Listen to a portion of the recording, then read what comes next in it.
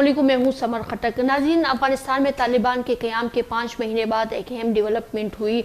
अपनी नौयत की एक अहम और मुनफरिद इक़्तिसादी कॉन्फ्रेंस का इनकाद हुआ, जिसकी सरबराही अबूरी हुकूमत के सरबराह वज़ीर-ए-आज़म मुल्ला हसन अख़ुंद ने की।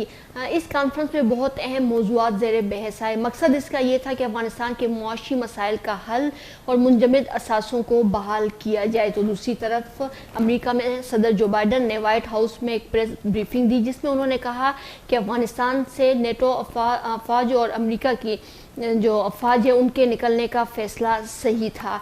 हमें वीडियो लिंक पे ज्वाइन किया है दिफाई तज्ज़ियाकार हैं ब्रिगेडियर सैयद नज़ीर साहब। सर, आपको प्रोग्राम में खुश आमदीद कहती हूँ।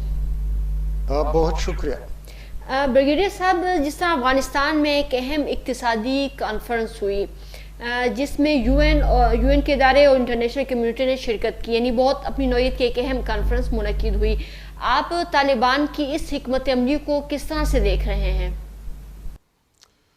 जी, जिस तरीके से OIC का इजलास हुआ था वो भी अफ़गानिस्तान के बारे में था और अफ़गानिस्तान इन फोकस रहा। वो भी एक डिप्लोमेटिक तौर पर अफ़गान तालिबान को एक मौका मिला था कि OIC के मुख्तलिफ फ़ॉरेन मिनिस्टर या उनके रिप्रेजेंटेटिव से अफ़गानिस्तान के सूरत हाल पर बात करें, जो इक़्तिसादी बहरान है उसकी तरफ तवज्जो दिलाए। दूसरी बात ये है कि उसके बाद यूनाइटेड नेशन ने स्पेशली सेक्रेटरी जनरल ने खुसूसी तौर पर दुनिया को ख़बरदार किया है कि अफ़गानिस्तान को इमीडिएट एड की ज़रूरत है, क्योंकि वहाँ पर जो ह्यूमैनिटेरियन क्राइसिस है या एक कैटास्ट्रॉफ, एक अलमिया क्रिएट हो रहा है, उसको एड्रेस करे और टाइम बहुत कम है और उसके लिए कोई $5 बिलियन की इमदाद की ज़रूरत होगी। दूसरी बात ये है कि कुछ मेरे ख्याल में 80 करोड़ के लगभग डॉलर्स अमेरिका ने रिलीज़ किए और इसके अलावा यूरोपियन यूनियन उनके लोग भी अफ़गानिस्तान पहुंच गए हैं और वहाँ पर वो ख़ुद असेस करना चाहते हैं कि किस किस्म की इमदाद और किस तरीके से ये इमदाद तकसीम होगा। तो वहाँ पर उनकी जो प्रेस कॉन्फ्रेंस थी वो ये थी कि हम तो अफ़गानिस्तान के या जो तालिबान की हुकूमत है उसको रिकग्नाइज़ करने के लिए नहीं आए हैं, अलबत्ता हम जो एड की ज़रूरत है वो उस एड को असेस कर रहे हैं और उसके लिए एक मैकेनिज़्म बना रहे हैं ताकि ज़मीनी हक़ाइक़ को सामने रख कर, और ज़ाहिर है कि वो तालिबान के इजाज़त के बग़ैर या तालिबान के साथ अपने राय को शिरकत के बग़ैर या तालिबान जो मैकेनिज़्म उनके सामने रखेंगे उस डिस्ट्रीब्यूशन का, तो वो ज़रूर तालिबान उसका हिस्सा होंगे और जो भी मैकेनिज़्म होगा उसके तहत फिर वो इमदाद तकसीम की जाएगी।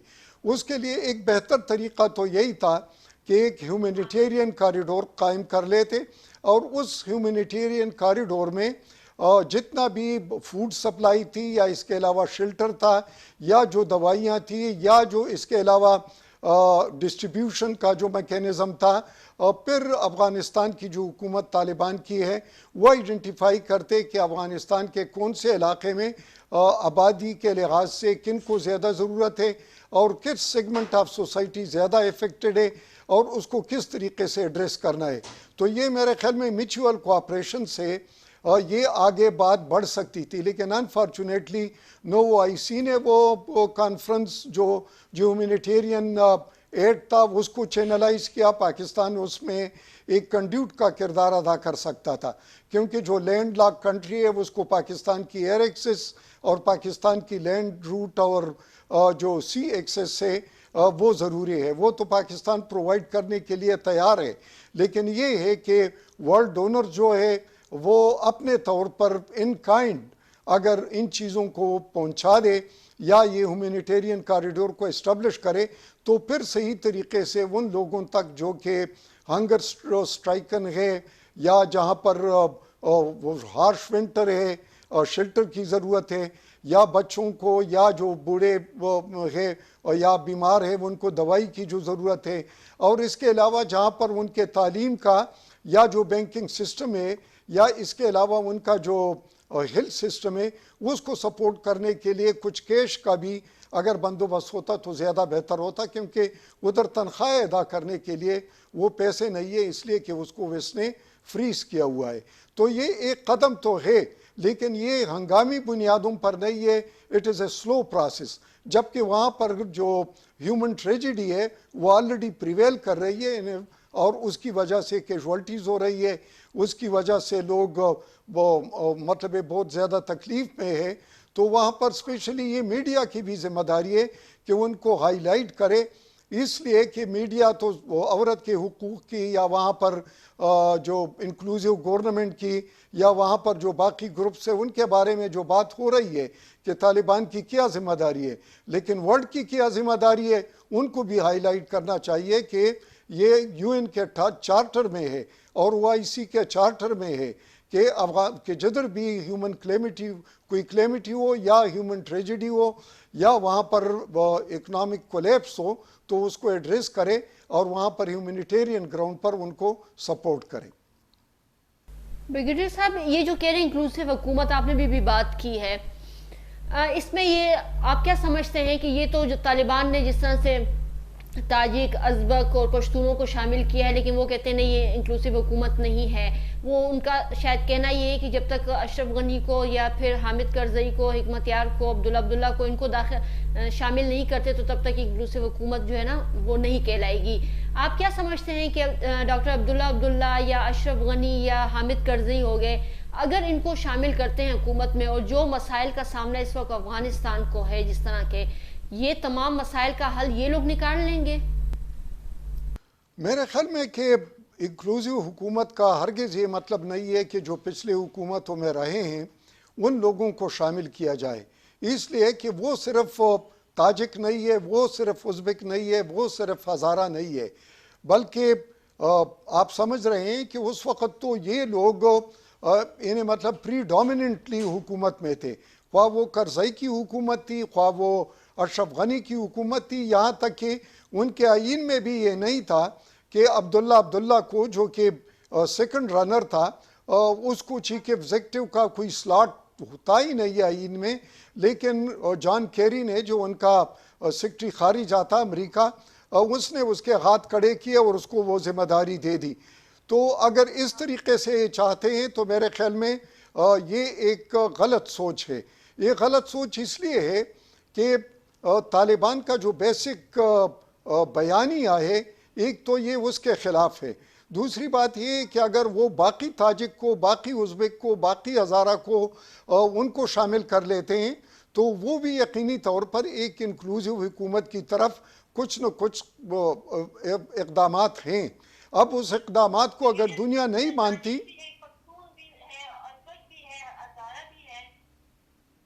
جی اس میں شامل ہے کیونکہ ڈپٹی منسٹرز کچھ ہزارہ کے بھی ہیں، کچھ تاجکس بھی ہیں، کچھ ازبکس بھی ہیں، اور اس لیے ان کی تعداد پہلے 32 تھی اور ابھی تقریباً 56 یا 57 تک وہ پہنچ چکی ہے تاکہ ان کو شامل کیا ہوا ہے. تیسری بات یہ ہے کہ وہ جو ٹیکنوکریٹس ہیں ان کے لیے تو ساری کمیونٹیز کے دروازے کھلے ہیں، لیکن انفارچونیٹلی امریکہ اور یورپ اور باقی ممالک نے جو برین ڈرین وہاں پر لایا ہے، اس لیے کہ جو بینک چلا رہے تھے یا جو اس کے علاوہ مانیٹرنگ سسٹم کر رہے تھے یا جو ڈاکٹرز تھے یا جو انجینئرز تھے ان کو انہوں نے باہر نکال دیا. تو ظاہر ہے کہ وہاں پر ایک خلا پیدا ہوا. اب اس خلا کو کس طریقے سے فل کرنا ہے، جس نے ایک خلا کریٹ کیا ہے وہی لوگ اب اس خلا کو ایکسپلائٹ کر رہے ہیں کہ اس کے ذریعے طالبان پر اپنا پریشر ڈالے اور اس کے ذریعے اپنی بات کو منوا لے. تو میرے خیال میں پہلے وہ ہارڈ پاور استعمال کرتے تھے، بمباری کرتے تھے یا ڈرون کرتے تھے یا ایئر پاور استعمال کرتے تھے، اور ابھی جو ہے تو ان کو اکنامک ایڈ نہیں دے رہے، ان کو ریکگنائز نہیں کر رہے، یا ان پر جو راستے بند کیے ہوئے ہیں یا ان کو امداد نہیں، تو یہ سافٹ پاور کو ابھی استعمال کر رہے ہیں تاکہ وہ پریشر میں آ جائے اور جو وہ کہہ رہے ہیں وہ اس کو مان لے. بریگیڈیئر صاحب، ابھی آپ نے اس کی یہ ریکگنیشن کی بات کی، یہ ڈیبورا لیونز کا بیان بھی ہے کہ اثاثہ جات کے حوالے سے اقتصادی جو بحران ہے کہ اس حوالے سے بات چیت جاری ہے. اب یہ بھی دیکھا گیا ہے کہ منجمد اثاثوں والی بات جو ہے وہ ریکگنیشن کے ساتھ جو ہے وہ انہوں نے جوڑ دی ہے. آئے یہ معاملہ آپ کو حل ہوتا ہوا نظر آتا ہے اگر اس کو مد نظر رکھیں تو؟ دیکھ لو، ایک تو اخلاقی طور پر اگر دیکھا جائے یا جو بین الاقوامی اصول ہے وہ یہ ہے کہ یہ جو پیسہ ہوتا ہے حکومت بدلتی رہتی ہے. بعض اوقات کسی ملک میں ڈکٹیٹرشپ آ جاتا ہے یا کوئی گروپ اس پر قبضہ کر لیتا ہے، لیکن اس کے باوجود اس ملک کے جو پیسے ہوتے ہیں وہ عوام کے ہوتے ہیں، وہ اس حکومت کے نہیں ہوتے. جو پچھلی حکومت ہوتی ہے اس کے بھی نہیں ہوتے، جو نئی حکومت ہے اس کے بھی نہیں ہوتے، یہ عوام کا پیسہ ہوتا ہے. تو میں کہتا ہوں کہ اگر ایڈ نہیں دینا چاہتے تھے تو کم از کم اس پیسوں کے ذریعے جو کہ $9.5 بلین وہ آلریڈی وہاں پر ہے اور اس کو ریلیز کر دیتے تو اس کے ذریعے ایک میکینزم بناتے، اور وہ میکینزم شاید انٹرنیشنل کمیونٹی کے کوئی ایکسپرٹس کی بنتی جو کہ غیر جانبدار ہوتے، اور وہ ان کے لیے ان کائنڈ چیزیں خریدتے اور وہ بھجوا دیتے. تو وہ پیسہ ظاہر ہے کہ طالبان کے جنگی مقاصد کے لیے تو استعمال نہیں ہو سکتا تھا. اب اگر ٹینٹ دے دیتے ہیں، شیلٹر دے دیتے ہیں، یا اگر فوڈ دیتے ہیں یا دوائی دیتے ہیں تو کیا وہ طالبان جنگ میں استعمال کریں گے؟ نہیں، وہ تو عوام کے استعمال میں آئے گا. یا ایجوکیشن انسٹیٹیوشن کو اگر وہ پیسے دیتے ہیں تنخواہوں کی مد میں، یا ان کا جو انفراسٹرکچر ہے اسپیشلی جو بینکنگ سسٹم ہے اگر اس کو فعال کرتے ہیں تو وہ تو جنگی مقاصد کے لیے نہیں ہے. تو میرے خیال میں یہ بہانے ہیں. دوسری بات یہ ہے کہ کون سے ملک میں انکلوزیو گورنمنٹ ہوتا ہے. ابھی اگر بائیڈن صاحب جیت گئے ہیں تو کیا وہ مطلب ہے کہ ریپبلکن کو یا ڈیموکریٹس کو وہ ایک دوسرے کے ساتھ شیئر کرتے ہیں؟ نہیں کرتے. اس طرح پاکستان میں یا باقی ملکوں میں بھی جو پارٹی جیت جاتی ہے تو وہ حکومت بناتی ہے، باقی اپوزیشن کرتے ہیں. تو میرے خیال میں کہ یہ اگر یہ چاہتے ہیں کہ نہیں ان کے پسند کے لوگ لے آئے تو یہ میرے خیال میں کہ اصول کے لحاظ سے اور جو سٹیٹ کرافٹ ہوتا ہے اس کے لحاظ سے یہ پالیسی غلط ہے. یہ ایک پریشر ٹیکٹس ہے. اور ابھی جو سینکشنز ہیں، سینکشنز ایک نیا ہتھیار ہے جو کہ یہ جو P5 ہے یا اس کے علاوہ جو G20 ہے وہ اس کو استعمال کرتے ہیں. اچھا، یہ بریگیڈیئر صاحب امریکہ کا کہنا ہے کہ ڈرون حملے جو ہوئے ہیں، جو کیے ہیں، یہ ہمارے ٹارگٹ کے حصول میں بہت اہم ثابت ہوئے ہیں. اب سوال یہ پیدا ہوتا ہے کہ یہ جو مدرسوں میں، اسکولوں میں، مساجد میں جو بچے تھے، لوگ تھے یا خواتین جو ان حملوں میں مارے گئے ہیں، تو ان کا تو تعلق کسی ٹیررسٹ ایکٹیویٹی کے ساتھ تو نہیں تھا. یہ جو کہتے ہیں کہ ڈرون ایکوریٹلی ٹارگٹ کرتے ہیں، تو یہ آپ کیا سمجھتے ہیں کہ کہاں سٹینڈ کرتے ہیں؟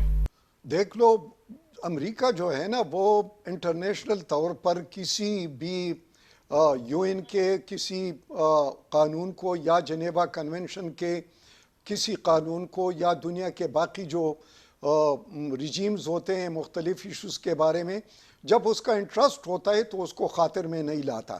آپ نے دیکھا ہو عراق پر جب حملہ کیا تھا تو UN کو بائی پاس کیا تھا. اس طریقے سے وہ ایک طرف پر بم گراتے تھے تو اس کے پیچھے پھر فوڈ بھی گراتے تھے. تو اب اگر آپ نے کسی گاؤں پر یا کسی گھر پر بم گرا دیا اور اس کو مسمار کر دیا تو وہ فوڈ کس کے لیے گراتے ہو؟ وہاں پر تو یا تو کوئی زخمی ہوگا اور یا کوئی مر چکا ہوگا، تو کیا جو مردے ہیں ان کو کھلانا ہے؟ یہ مطلب ہے کہ امریکہ کی عجیب سی ان کی ریت ہے. دوسری بات یہ ہے، ابھی بائیڈن نے آپ نے یہ پریس کانفرنس میں کہا ہے کہ افغانستان کو ہم ریکنسٹرکشن کے لیے یا نیشن بلڈنگ کے لیے یہاں پر انسٹیٹیوشن کو کریٹ کرنے کے لیے ہم نہیں گئے تھے، ہم تو اپنے مقاصد کے لیے گئے تھے.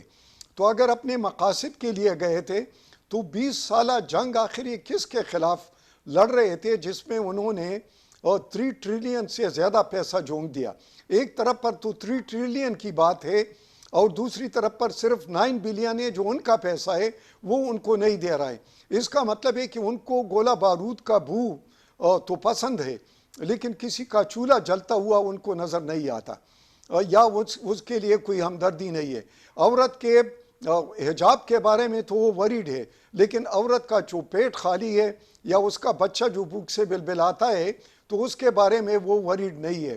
انسانی حقوق کی تو بات کرتے ہیں کہ بھائی وہ انسانی حقوق، بشری حقوق اس کو بحال کرے، لیکن بشری حقوق تو یہ بھی ہے کہ لوگوں کو کھانا ملے، لوگوں کو تعلیم کے یا اس کے روزگار کے مواقع ملے، اگر وہ ان کو محدود کر دیتے ہیں تو میں یہ سمجھتا ہوں کہ امریکہ کہ اپنے ایک اصول ہے، اور وہ اس لیے یونیپولر ورلڈ میں تھا، تو یونیپولر ورلڈ میں نیو ورلڈ آرڈر تھا، اور نیو ورلڈ آرڈر کے لیے کے ساتھ وہ دنیا کو اپنے اصول کے تحت چلا رہا تھا۔ اور یہ امریکہ کی اس کے بارے میں چرچل کی ایک سینگ ہے کہ وہ ہمیشہ ہر وہ غلط چیز کو پہلے ٹرائی کرے گا، جبکہ جو اصل چیز ہوتی ہے یا جو حل والی چیز ہوتی ہے یا صحیح حل جو ہے اس کی طرف وہ لاسٹ میں آتے ہیں۔ تو دیکھتے ہیں کہ وہ کب صحیح حل کی طرف لاسٹ میں آ جاتے ہیں۔ Thank you so much brigadier صاحب۔ ناظرین، بریک کا ٹائم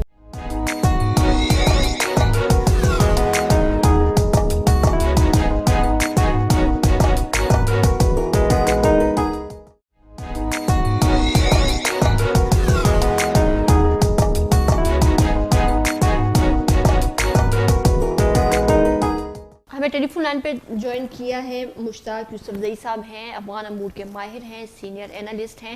سر آپ کو پروگرام میں خوش آمدید کہتی ہوں۔ جی مہربانی، تھینک یو۔ یوسف زئی صاحب، یہ امریکہ کا جس طرح سے یا جس انداز سے افغانستان میں آنا اور پھر ان کا نکل جانا بغیر کسی نتیجے کے جو ہے یہ اختتام پذیر ہوا۔ امریکہ کے صدر نے اپنے خطاب میں بھی جس طرح سے کہا ہے کہ امریکی افواج ان کے اتحادیوں کا افغانستان سے جو نکلنا تھا وہ فیصلہ بالکل درست تھا۔ آپ اس کو کس طرح سے دیکھتے ہیں؟ جی بہت شکریہ۔ اصل میں یہ جو آپ نے کہا ہے بالکل ٹھیک کہا ہے۔ ایک تو بہت جلدی میں آئے تھے امریکی افغانستان میں، اور طالبان کی حکومت کو انہوں نے ڈسمنٹل کیا تھا اس وقت۔ انہوں نے طاقت کا استعمال کیا تھا، ہر قسم کا اسلحہ انہوں نے استعمال کیا تھا، اور طالبان آپ کو یاد ہوگا کہ کچھ عرصے تک بہت خاموش تھے، سب پرپوش ہو چکے تھے، اور اس کی وجہ یہ تھی کہ طالبان خود کہتے تھے کہ امریکہ نے بہت زیادہ پروپیگنڈا کیا تھا اپنے اسلحہ کے بارے میں، وسائل کے بارے میں، اس لیے طالبان کافی ریلیکٹنٹ تھے، ان کو اندازہ نہیں تھا کہ یہ اتنی جلد اکٹھے ہو سکتے ہیں۔ پھر آہستہ آہستہ لوگ اکٹھے ہوئے، چھوٹے چھوٹے گروپ انہوں نے بنائے اور یہ مظاہرات پھر شروع کی۔ اور آپ کو یاد ہوگا کہ انیشلی طالبان صرف گرمی میں جلتے تھے، اور جب موسم سرما وہاں پہ شروع ہو جاتی تھی تو یہ لوگ روپوش جاتے تھے، اپنے اپنے علاقوں میں جاتے، چھوٹا موٹا کاروبار شروع کرتے، تو پھر گرمیوں میں دوبارہ ہی شروع کرتے۔ لیکن پھر ایک وقت ایسا آیا کہ طالبان کی ایک موومنٹ بن گئی پورے افغانستان میں، وہ پھیل گئے ان کے فائٹرز، اور پھر وہ 12 مہینوں میں ہی لڑتے تھے، اور ان کو اندازہ ہو چکا تھا اس وقت طالبان کو۔ مجھے یاد ہے کہ انہوں نے جب قطر میں دفتر کھولا، امریکیوں نے ان کو اپروچ کیا، اور پاکستان نے بھی کافی ان کی مدد کی تھی طالبان کو میز پر لانے میں، قطر نے کافی مدد کی تھی ان کی۔ اس وقت طالبان کو یہ یقین ہو چکا تھا کہ امریکی یہاں سے جا رہے ہیں، اور پھر بعد میں انہوں نے بات چیت کی۔ اس سے پہلے بھی کافی ادوار ہوئے تھے، یہ ان کے درمیان میٹنگز ہوئی تھی، ملاقاتیں ہوئی تھی، تو وہ تو اس وقت سے طے تھا کہ یہ جنگ جو ہے یہ جیتنے والی نہیں ہے۔ اور پھر آپ کو پتہ ہے کہ امریکہ نے پاکستان کے اندر بھی ڈرون حملے کیے، پاکستان کا بھی نقصان ہوا، یہاں پہ ملٹری بروز بنے۔ لیکن اب جس انداز سے امریکی نکل گئے افغانستان سے، تو وہ خود صرف دنیا کے لیے حیران کی بات نہیں تھی، خود طالبان کے لیے بھی بڑی حیرانی کی بات ہے۔ اور طالبان کہتے تھے کہ ہمیں اندازہ تو تھا کہ ہمارا قبضہ ہو جائے گا۔ جو انہوں نے سیٹ اپ بنایا تھا، جو انہوں نے ایک پروگرام بنایا تھا کہ وہ شروع کریں گے دیہات سے، پہلے وہ گاؤں کے اوپر قبضہ کریں گے۔ مولا یعقوب جو ان کے ملٹری کمانڈر تھے، اب جو آرمی چیف ہیں ان کے، تو انہوں نے یہ اصل میں منصوبہ بنایا تھا کہ وہ کابل کے اوپر حملہ نہیں کریں گے، وہ شہروں میں نہیں جائیں گے، وہ شروع کریں گے دیہات سے، جو چھوٹے موٹے ٹاؤنز ہیں وہاں سے شروع کریں گے، اور پھر آہستہ آہستہ جب یہ بات چیت اگر کوئی نتیجہ خیر ثابت نہیں ہوتی تو پھر آخر میں ہو جائیں گے کابل کی طرف۔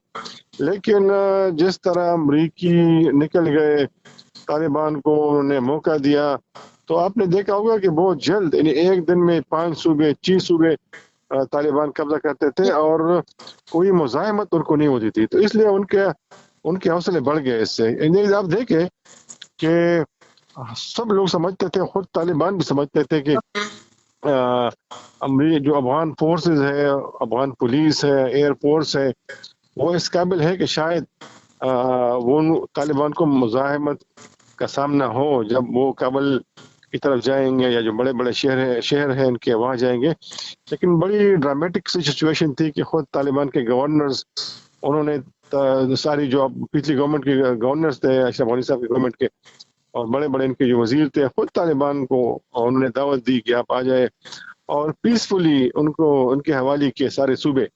तो ये जो 20 साल उन्होंने वहाँ पे गुजारे, तो यकीनन काफ़ी तरक्की भी हुई इस दौर में अफगानिस्तान में। पता है कि आज से 20 साल पहले का अफगानिस्तान और आज के अफगानिस्तान में ज़मीन और आसमान का फ़र्क है। बहुत तरक्की हुई है मुख्तलिफ शोबों में, लेकिन जिस अंदाज से वो निकल गए और जिस वक्त में उन्होंने अफगानिस्तान को छोड़ा है, अफगान अवाम को छोड़ा है, तो ये खुद सिर्फ अमेरिका के लिए नहीं बल्कि पूरे अफगान कौम के लिए बड़ी हैरानी की बात है। और अब जिस सूरत हाल का सामना है अफगानिस्तान को, तो मेरे ख्याल में अमरीकी ही जिम्मेदार है। और सब लोग चाहते थे बशमूल पाकिस्तान कि अमरीकी अगर इनखला, तो उनका प्लान था, जो कतर मुआहदा उन्होंने किया था उसमें तो उनका प्रोग्राम था, लेकिन इस अंदाज से किसी को उम्मीद नहीं थी कि इस अंदाज से मतलब आप समझते हैं कि एक इंक्लूसिव हुकूमत जो है वो खड़ी करते हैं, यहाँ पे फिर जाते हैं। मतलब जैसे डॉक्टर नजीब के ज़माने की अगर हम बात करते हैं, थोड़ा बैक में जाते हैं, तो उसके बाद भी जो कुछ हुआ वो सब आपके सामने है, तारीख गवाह है इस बात की। तो ये कहीं हालात उस तरफ तो नहीं जा रहे? असल में मैं खुद कतर में था जब ये मुआहिदा हो रहा था, उससे पहले जो मीटिंग्स होती थी, तो उस वक्त अफगान गवर्नमेंट का एक वफद आया था, और मैंने उनसे पूछा था कि आपका क्या इसमें रोल होगा इस बातचीत में, अमन मुआहिदे में।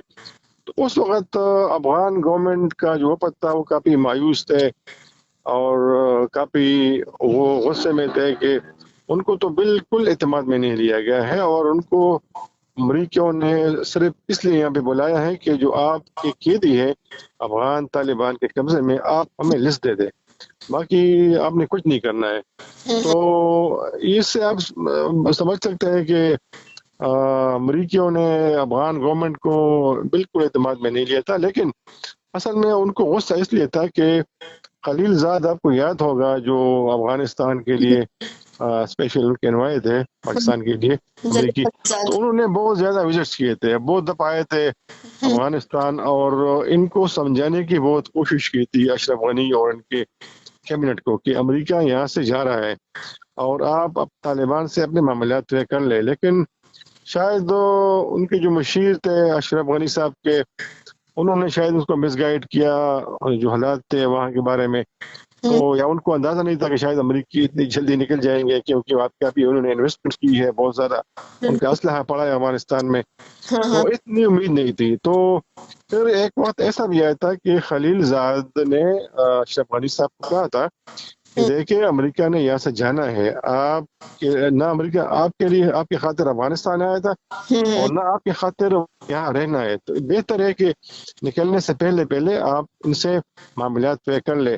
और कतर मुआहदे में ये बात तय थी, तालिबान ने ये वादा किया था कि अफगानिस्तान में एक इंक्लूसिव गवर्नमेंट बनेगी और इस हुकूमत में सब जो दड़े हैं मुख्तलिफ सेक्ट्स है वो शामिल होंगे। और तालिबान यकीनन इस बात के लिए तैयार भी थे, एक वक्त ऐसा था, लेकिन जब वो उनको मौका मिल गया, पूरी अफगान गवर्नमेंट बैठ गई, उनकी पुलिस, उनके इदारे सब खामोश हो गए, लोग चले गए, किसी किस्म का मुज़ाहमत का सामना तालिबान को नहीं करना पड़ा।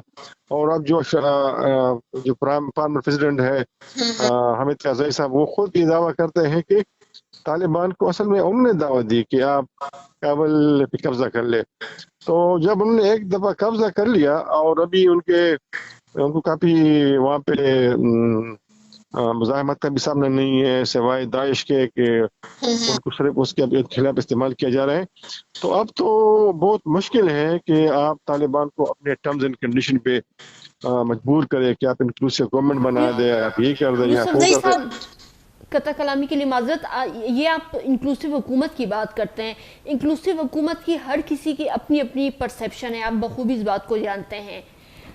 کیا یہ پشتون جو ہیں ان کا تعلق افغانستان سے نہیں ہے؟ کیا ان ازبک کا تعلق افغانستان سے نہیں ہے؟ ان تاجک کا تعلق افغانستان سے نہیں ہے کہ یہ جو ان کی حکومت میں شامل ہیں؟ یہ تو کہتے ہیں انکلوسیو حکومت ہے نا، تمام لوگوں کو ہم نے شامل کیا جو افغانستان میں موجود ہیں، یہ تاجک ہیں، پشتون ہیں، ازبک ہیں، یہ تمام لوگ. آپ نہیں سمجھتے کہ ایک انکلوسیو حکومت ہے یہ؟ آپ کیا تجزیہ دیں گے؟ اصل میں طالبان تو اس کو انکلوسیو گورنمنٹ اس لیے کہتے ہیں کہ بقول طالبان کے اس میں ہر کمیونٹی کے اور ہر صوبے کے لوگ موجود ہیں جس طرح آپ نے کہا، لیکن دنیا اور افغان عوام اس کو انکلوسیو گورنمنٹ اس لیے نہیں کہتی کہ اس میں جو سارے اور پولیٹیکل پارٹیز ہیں جو اور گروپس ہیں شمالی افغانستان میں، اس میں وہ شامل نہیں ہے. اور خود حزب اسلامی کے جو سربراہ ہیں گلبدین حکمتیار صاحب، ان کو بھی یہ شاید امید تھی کہ طالبان ان کو بھی شامل کریں گے گورنمنٹ میں.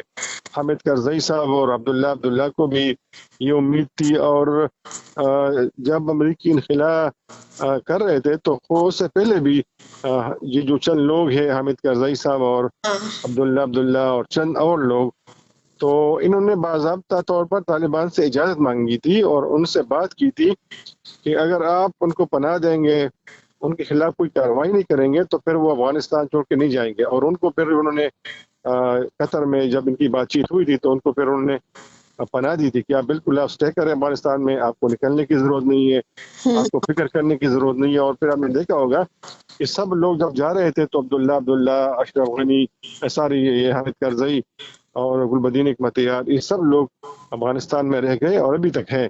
تو میرا نہیں خیال کہ ایک تو طالبان کی مجبوری اب یہ ہے کہ ان کے پاس وسائل نہیں ہے، کسی ملک نے ابھی تک ان کو باضابطہ طور پر ریکگنائز نہیں کیا ہے. تو ایک تو ان کی مجبوری یہ ہے، اور وہ دیکھ رہا ہے امریکہ کی طرف. وہ طالبان سمجھتے ہیں کہ جب امریکہ ان کی گورنمنٹ کو ریکگنائز کرتی ہے تو پھر سارے ممالک جو ہیں ان کو مانیں گے پھر، اور پھر اس کی کوئی اہمیت نہیں ہوگی. لیکن پھر بھی میرے خیال میں طالبان اگر ان کے ٹرمز امریکہ سے اچھے ہو جاتے ہیں، اور ایسا لگ رہا ہے کہ یہ جو امریکہ نے کچھ تجاویز پیش کی ہے کنڈیشن کے طور پر استعمال کر رہے ہیں کہ اگر وہ جو خواتین کے تعلیمی ادارے ہیں، اسکولز ہیں، کالجز ہیں، یونیورسٹیز ہیں، وہ کھول دیں، ہیومن رائٹس کے جو ایشوز ہیں ان پہ قابو کر لے تو پھر شاید ان کے ساتھ کام کرنے کے لیے تیار ہے.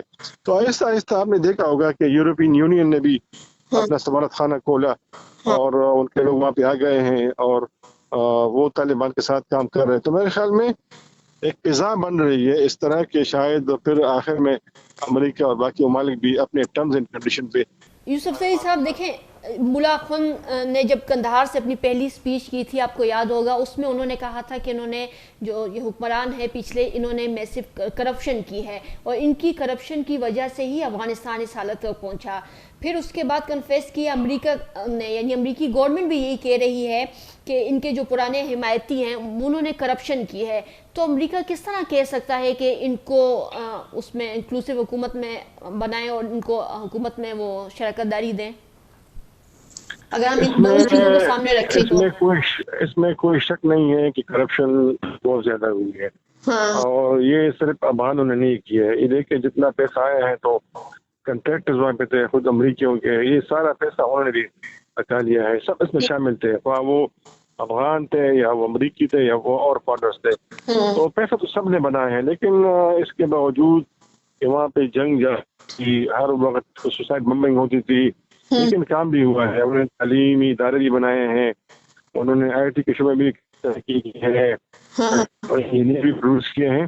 تو یہ بہت بڑی ڈیولپمنٹ ہے کہ آج اگر آپ دیکھیں افغانستان کو تو وہاں خواتین ڈاکٹر بھی آپ کو ملیں گے، نرس بھی آپ کو ملیں گے، صحافی بھی ملیں گے.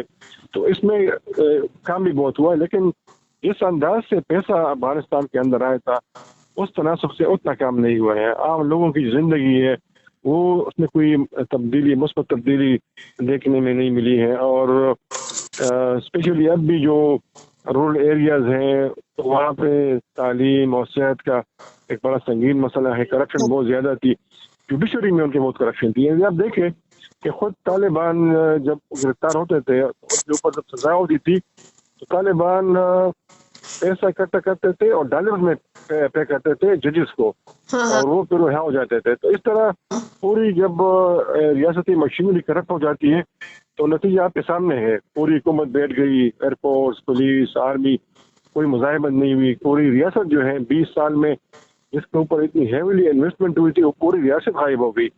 تو ایک بات جو آپ دیکھ رہے ہیں نا, جو امریکہ جس طرح انہوں نے افغانستان کو اس حالت میں چھوڑا ہے, تو یہ آپ سمجھ سکتے ہیں کہ کتنی فرسٹریشن تھی امریکیوں کے اندر, کتنا غصہ تھا افغان حکومت اور افغان جو اہلکار تھے, افغان گورنمنٹ جو تھی ان کے اوپر جو کرپشن میں ملوث تھی, کہ انہوں نے بالکل ان کو تنہا چھوڑا, ان کو اعتماد میں نہیں لیا. تو اس لیے یہ ایک وجہ ہے کہ فرسٹریشن بہت زیادہ تھی امریکیوں کے اندر. یہ لوگ کام نہیں کر رہے ہیں, صرف پیسہ بنا رہے ہیں, اپنے ملک کے ساتھ مخلص نہیں ہے. تو نتیجہ اس وقت آپ کے سامنے ہے. ٹھیک ہے یوسف زئی صاحب, بات وہی آتی ہے. آپ کو پتہ ہے 2 دن پہلے جو یہ بھی کل کانفرنس ہوئی ہے, اقتصادی کانفرنس ہوئی ہے, جس میں UN کے ادارے انٹرنیشنل کمیونٹی میں بھی شرکت کی, بڑی بات ہے یہ. اس میں بھی یہی بات ہوئی کہ ان کے جو منجمد اثاثے ہیں ان کو بحال کیا جائے, ان کے جو معاشی مسائل ہیں ان کے حل کی بات انہوں نے کی ہے.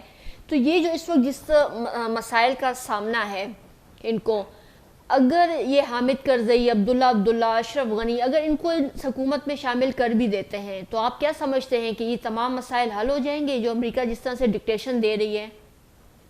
میرا نہیں خیال کہ امریکہ چاہتا ہے کہ طالبان حامد کرزئی, اشرف غنی اور عبداللہ کو. لیکن یوسف زئی صاحب یہ انکلوسیو حکومت تو اسی کو کہہ رہے ہیں نا, آپ بھی سمجھتے ہیں. تو صرف امریکہ جو اس وقت ان کو تو شکست ہو چکی ہے, اب ان کے لیے بڑی امبیرسمنٹ ہے. یہ طالبان کے ساتھ انہوں نے 20 سال تک لڑائی کی, بے تحاشا پیسہ خرچ ہوا, ان کے بہت سارے لوگ مارے گئے, جدید اسلحہ انہوں نے استعمال کیا, دنیا کا واحد سپر پاور ہے, اور سب کچھ چھوڑ کے وہ افغانستان سے بھاگ گئے. تو یہ تو بہت بڑی امبیرسمنٹ ہے, اور میرے خیال میں یہ استحکام ہوگا امریکہ میں, یہ ان کے لیے بڑی عظیمت ہے. تو ایک تو یہ ہے. لیکن اب جو آپ کو پتہ ہے کہ ویسٹ میں جو چیز زیادہ بکتی ہے وہ ہیومن رائٹس ہے اور خواتین کی تعلیم ہے. تو یہ ایک بہانہ بنائیں گے کہ انکلوسیو گورنمنٹ, لیکن اس وقت جو آثار مجھے نظر آ رہے ہیں وہ یہی ہے کہ یہ جو پیسہ اس وقت وہاں پہ منجمد ہے, یہ گریجولی افغانوں کو, طالبان کو ملے گا. یہ جو ان کے کچھ کنسرنز ہے کہ اگر آپ یہ کر دیں تو ہم یہ کریں گے, آپ وہ کریں تو ہم وہ کریں گے. تو سب سے اس وقت زیادہ فوکس جو ہے وہ خواتین کی تعلیم پہ ہے, ہیومن رائٹس پہ ہے, اور جو باقی گروپس ہیں مختلف ان کے ساتھ کام کرنے کا جو انداز ہے, اگر طالبان اس کے اوپر کام کر لیتے ہیں تو میرے خیال میں ایسا لگ رہا ہے کہ یہ پیسے ان کے ہاتھ میں آ جائیں گے. اچھا یوسف زئی صاحب, آخری سوال آپ سے کروں گی. صدر جو بائیڈن نے اپنے ایک بیان میں کہا ہے کہ افغانستان جو ہے وہ گروپ میں بٹا ہوا ہے, اسی وجہ سے کوئی فائنل لائے عمل طے نہیں ہوا. تو دوسری طرف عبدالقہار بلخی جو کہ افغان وزیر خارجہ ہیں, انہوں نے ان کے اس بیان کی تردید کی ہے. وہ کہتے ہیں ہم اس بیان کو مسترد کرتے ہیں. کیا کہیں گے آپ؟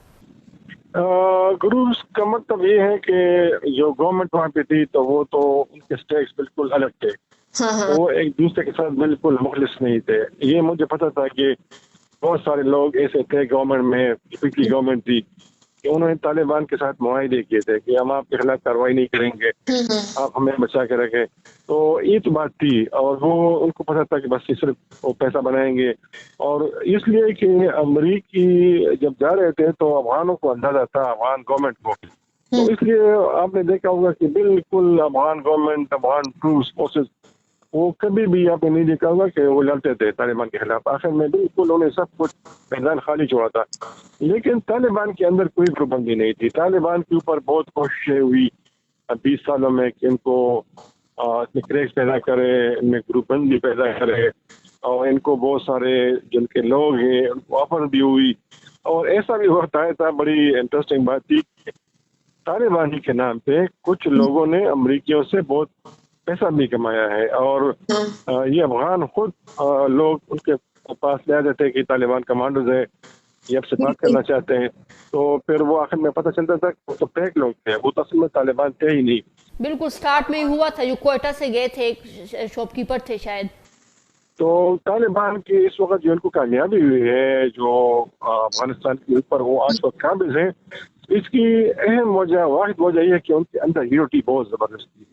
کبھی بھی کچھ لوگ ایسے تھے، میں جانتا ہوں ان کو، کہ کچھ مواقع پہ کچھ لوگ پھسل گئے اور ان کو طالبان نے پھر پکڑا، ان کو سزائیں دی، کچھ لوگ یہاں سے بھاگ گئے اور آج وہ بیٹھے ہیں ترکی میں اور یو اے ای میں، کچھ لوگ ایسے ہیں۔ لیکن اوورآل طالبان کی کامیابی کی واحد وجہ ہے جو ان کی یونٹی ہے، ان کا اتحاد ہے کہ وہ اکٹھے رہے، اور آج نتیجہ آپ کے سامنے ہے کہ وہ افغانستان کے اوپر قابض ہے۔